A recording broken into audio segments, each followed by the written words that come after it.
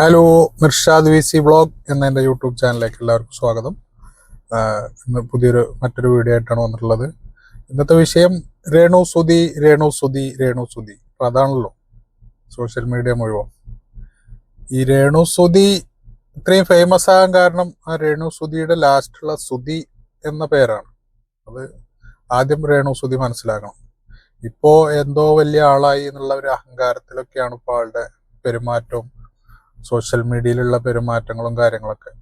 ഇപ്പോൾ വലിയ വിവാദം ഇപ്പോൾ വീടിൻ്റെതാണ്.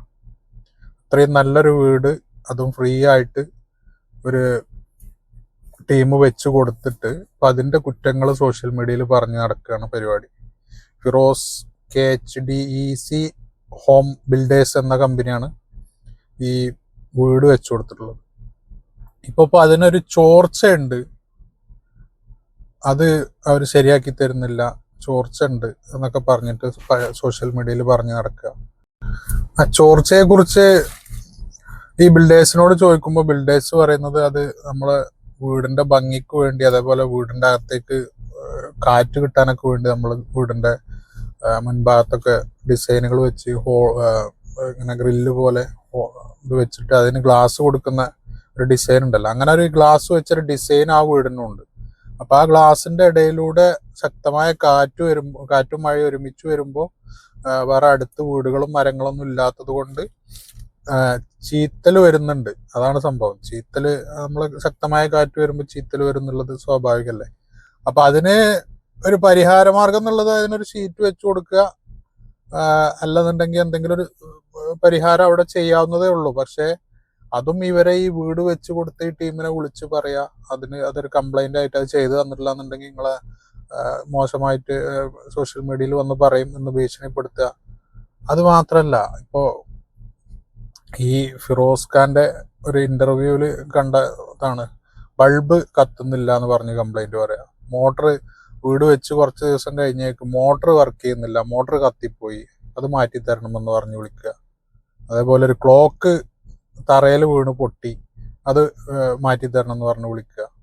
ഇതെന്താ, ഒരു വീട് വെച്ചു കൊടുക്കുക എന്ന് പറഞ്ഞാല് അവര് കാലാകാലം വീട് വെച്ചു കൊടുക്കുക മാത്രമല്ല, ആ വീട് വെച്ചു കൊടുത്ത അതിൽ ഫർണിച്ചർ വരെ ഇവരാണ് വെച്ചു കൊടുത്തിട്ടുള്ളത്. ഈ ഒരു KHDEC എന്ന് പറഞ്ഞ ഹോം ബിൽഡേഴ്സ് ആണ് വെച്ചു കൊടുത്തിട്ടുള്ളത്.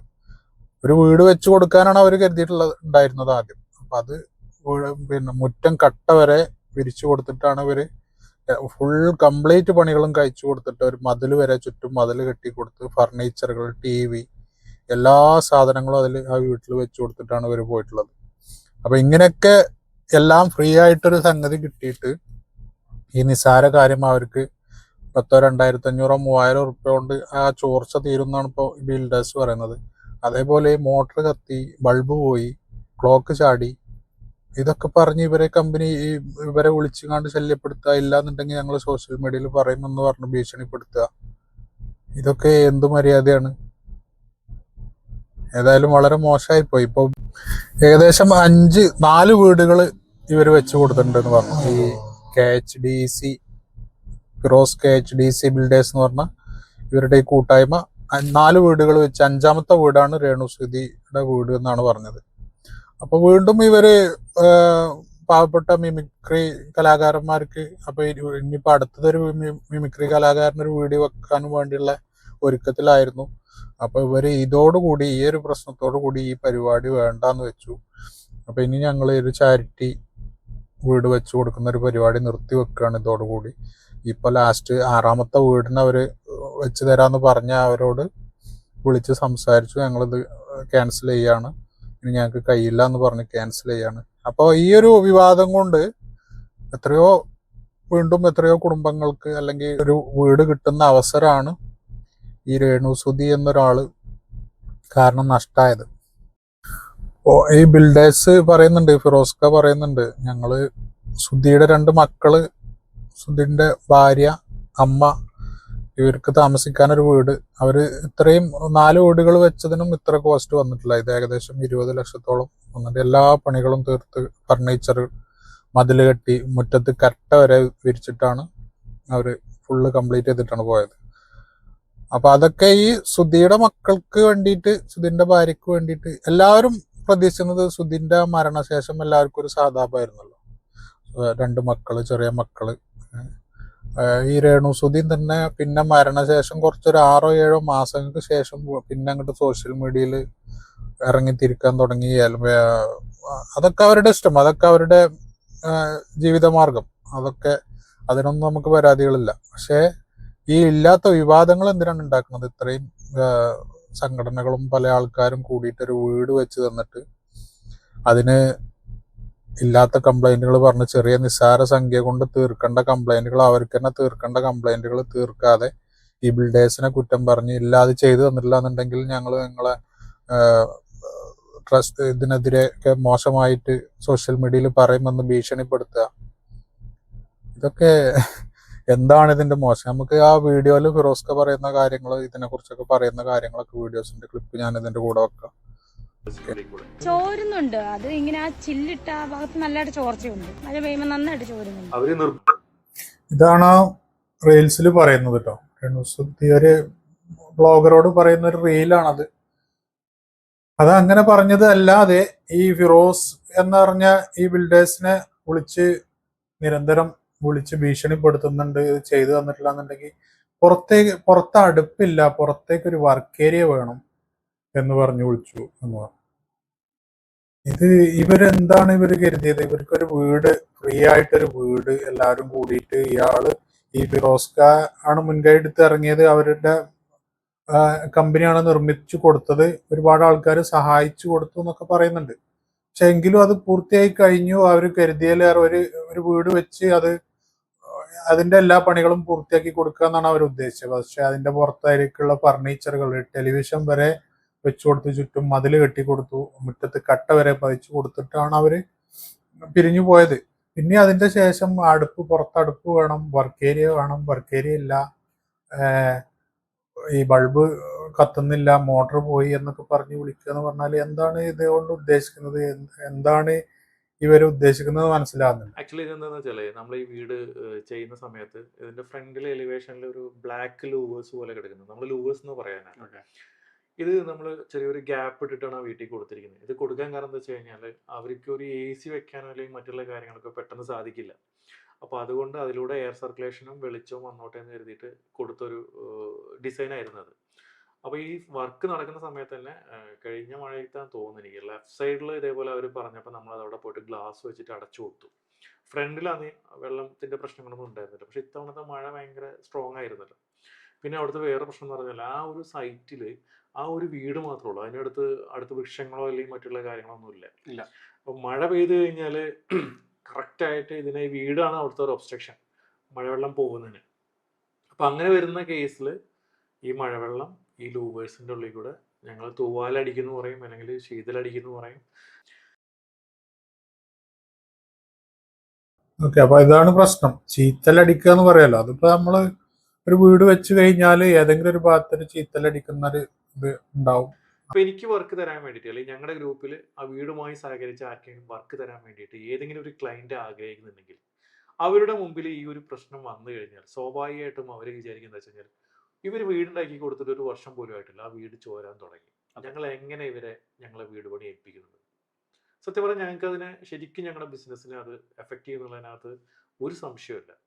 ഞങ്ങളുടെ ക്രെഡിബിലിറ്റിനെ ബാധിക്കും, ഞങ്ങളുടെ ട്രസ്റ്റിനെ ബാധിക്കും. ഓക്കെ, കണ്ടോ? അപ്പോൾ ഇവര് പറഞ്ഞത് കണ്ടോ, ഇവരെ കമ്പനീനെ അത് ബാധിക്കും, അവരെ ബിസിനസ്സിനെ ബാധിക്കും, ട്രസ്റ്റിനെ ബാധിക്കും. അപ്പൊ ഇവര് വീണ്ടും ഈ ട്രസ്റ്റിന്റെ കീഴിൽ വീണ്ടും ഇങ്ങനെ വീട് വെച്ച് കൊടുക്കാൻ ഇവർ പ്ലാൻ ചെയ്തതാണ്. പക്ഷെ അതൊക്കെ ഈ ഒരൊറ്റൊരു വിവാദത്തോടു കൂടി അവർ വേണ്ടെന്ന് വെക്കുകയാണ് എന്നാണ് ഇപ്പൊ മൂപ്പര് പറയുന്നത്. ഇനിയിപ്പോ മുൻപോട്ട് വീഡിയോയിൽ പറയുന്നുണ്ട്. അപ്പൊ ഈ ഒരാള് കാരണം, ഈ ആളുടെ അഹങ്കാരം തന്നെ പറയണം.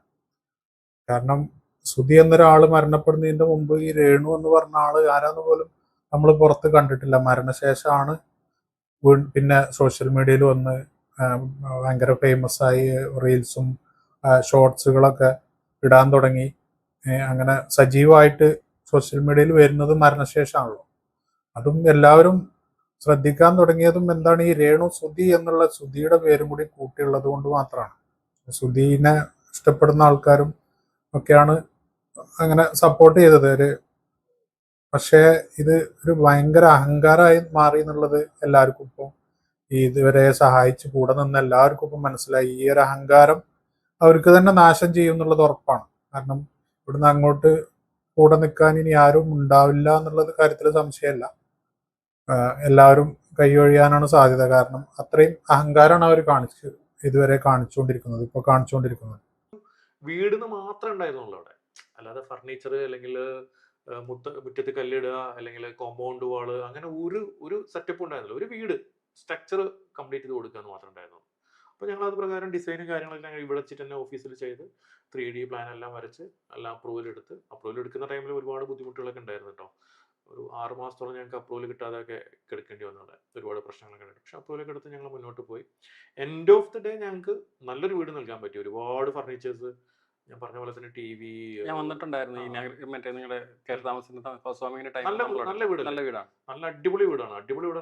ഒരാൾ പോലും അതിനെക്കുറിച്ച് മോശം അഭിപ്രായം ഇന്നലെ വരെ പറഞ്ഞിട്ടില്ല. ഇന്നലെയാണ് ആദ്യമായിട്ട് സ്റ്റേണു ഒരു മോശം അഭിപ്രായം പറയുന്നത്.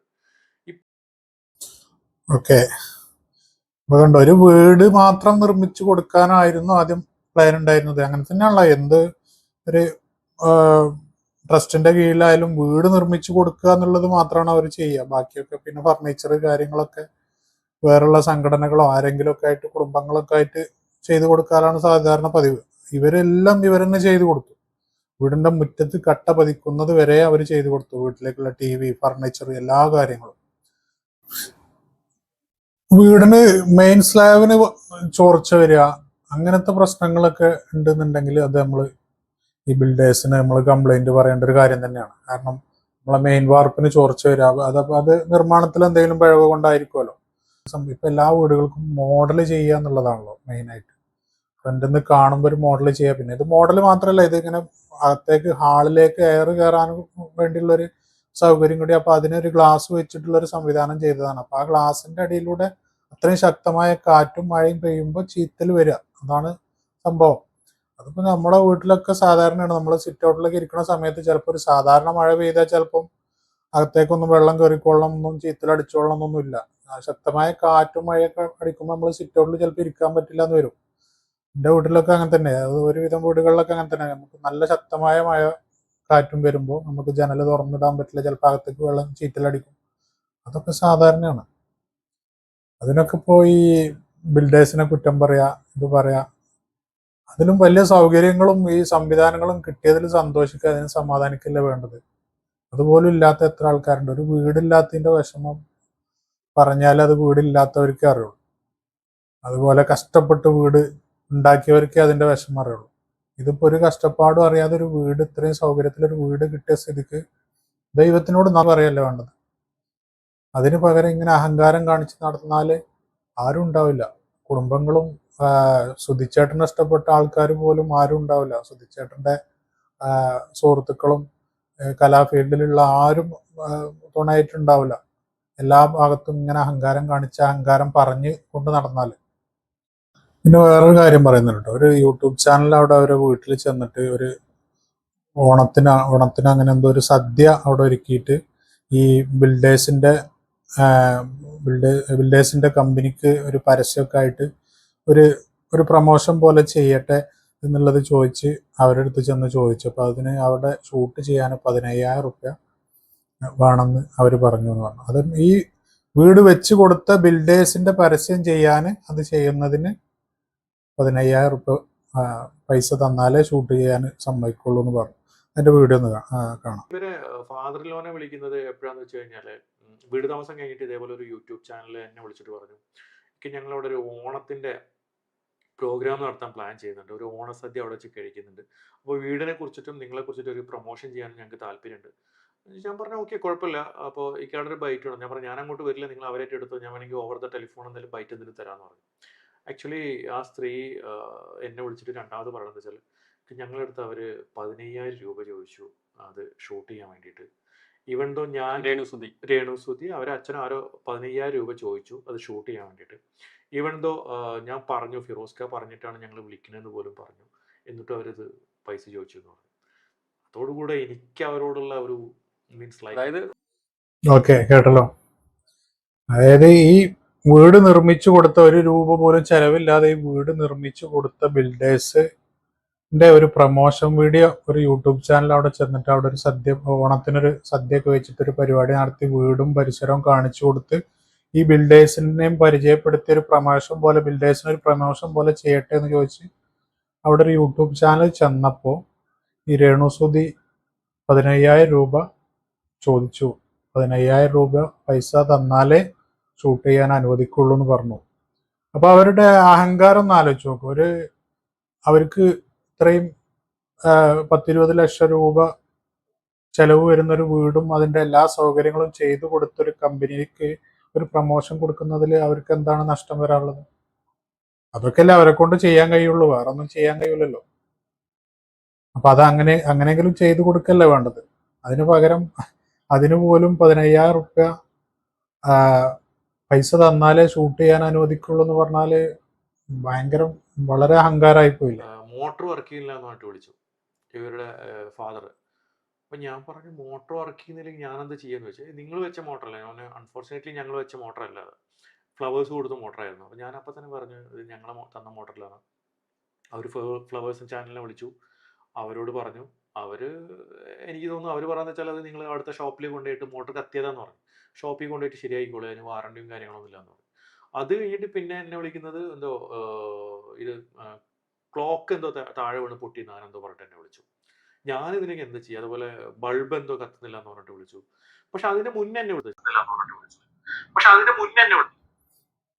ഓക്കെ, മോട്ടോർ വർക്ക് ചെയ്യുന്നില്ല, ബൾബ് കത്തുന്നില്ല, ക്ലോക്ക് നിലത്ത് ചാടി പൊട്ടി, ഇതിനൊക്കെ ബിൽഡേഴ്സ് എന്ത് ചെയ്യാനാ? വല്ലാത്ത കഷ്ടമായി പോയി. വേറെ അടുത്ത വിഷയം കേട്ടോ.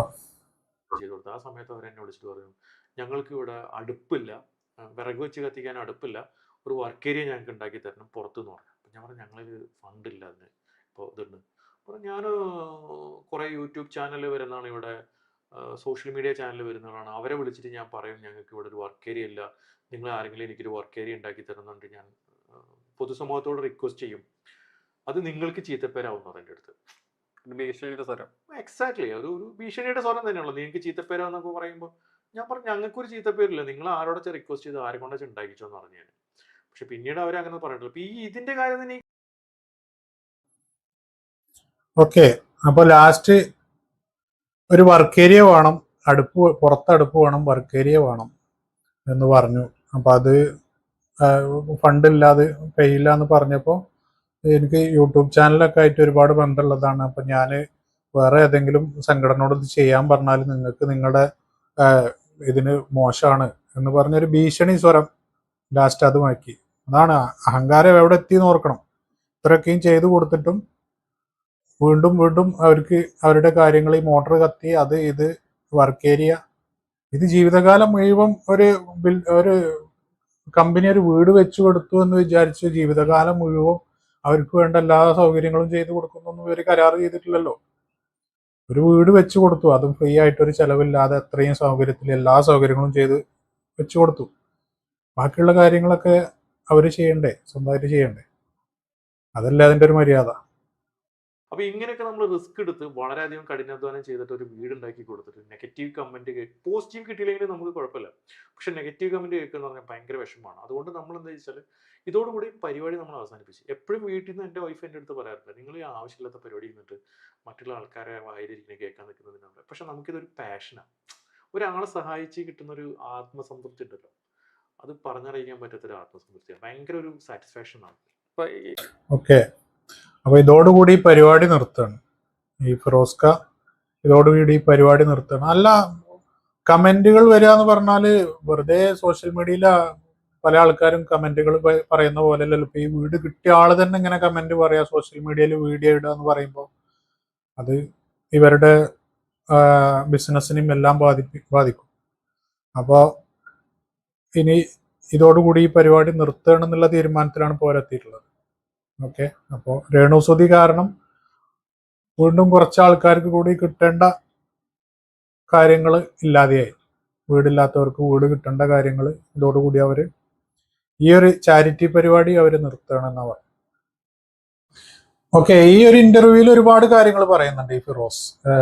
അതായത് ഇത്രയും റിസ്ക് എടുത്ത് പല ആളുകളിൽ നിന്നും സഹായമൊക്കെ സ്വീകരിച്ച് സ്വന്തം പോക്കറ്റിൽ നിന്ന് പൈസയൊക്കെ ഇറക്കി ഇത്രയും റിസ്ക് എടുത്ത് ഈ ഒരു കാര്യം ചെയ്തിട്ട് ഈ വീട് കിട്ടിയ ആളുകൾ തന്നെ ഇങ്ങനൊരു കാര്യം പറയുമ്പോൾ, ഇങ്ങനെ മോശമായിട്ടൊരു കാര്യങ്ങൾ പറയുമ്പോൾ, വേറെ പുറത്തുനിന്ന് ആരും ഒരു മോശം അഭിപ്രായം പറയുന്നില്ല. എല്ലാവരും വീടിനെ കുറിച്ചും എല്ലാത്തിനെ കുറിച്ചും നല്ല അഭിപ്രായങ്ങൾ പറയും. വീട് കിട്ടിയ ആളുകൾ തന്നെ ഇങ്ങനെ പറയുമ്പോൾ അത് അതോടുകൂടി അവർ ഈ ഒരു പരിപാടി ഇവിടെ വെച്ച് സ്റ്റോപ്പ് ചെയ്യാന്നുള്ള തീരുമാനത്തിലെത്തിയ അവസാനം.